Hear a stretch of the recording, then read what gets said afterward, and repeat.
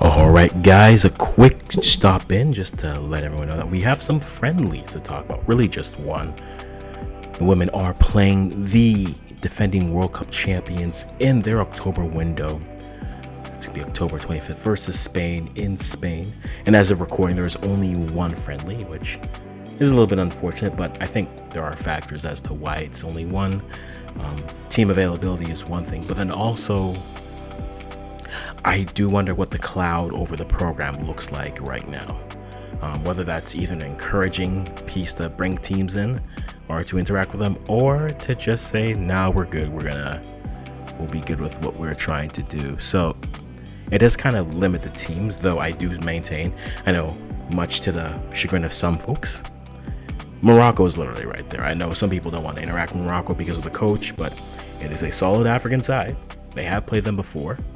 And I don't think they would be opposed to having a game in that window. Africa doesn't have anything really loading up as of yet.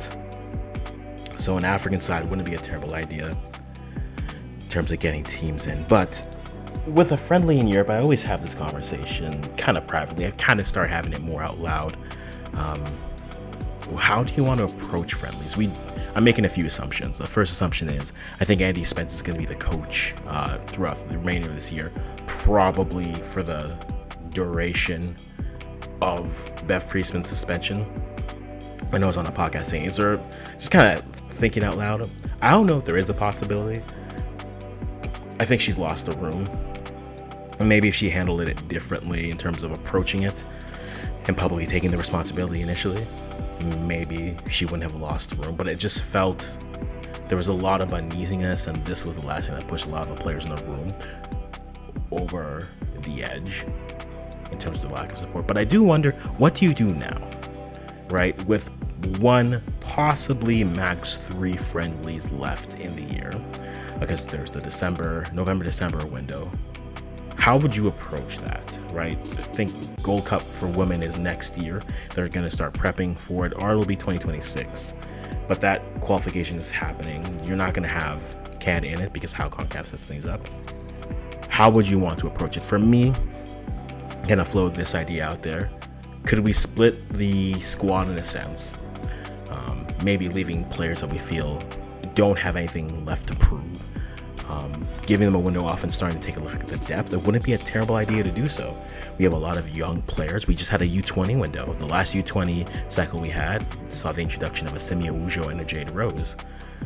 Perhaps introducing, I know Olivia Smith has already been introduced, but maybe introducing an Annabelle Chukwu, Zoe Marcassini, Anaya Rose, a Florian Jord, Flojo, Geneva Hernandez-Gray. There's a lot of interesting, intriguing players that are there, but then I do wonder now what that looks like when it comes to, especially, say, the friendly rosters.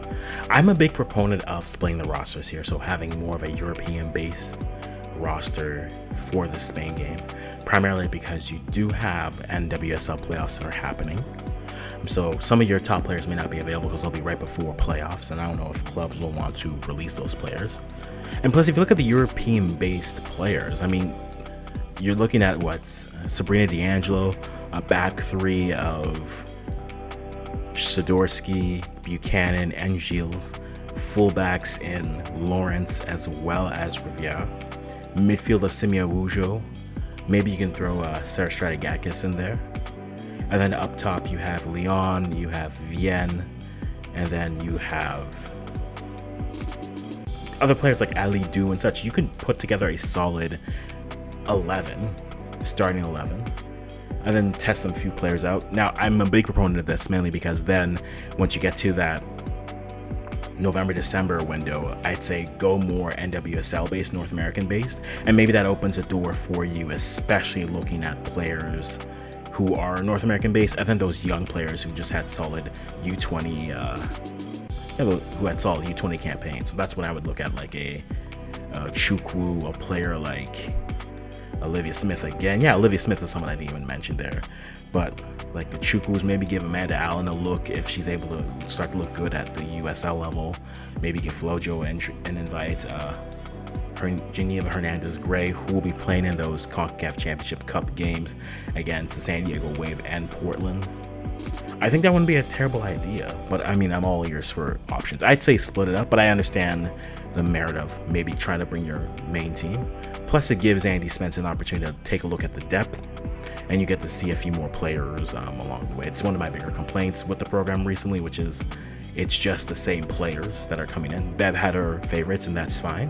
But that's more of a commentary on how Canada Soccer is set up, which is it's very much NDC dominant and NDC eyes are there. So if you're not in that view, but yeah, guys, let me know. I'll stop talking right here.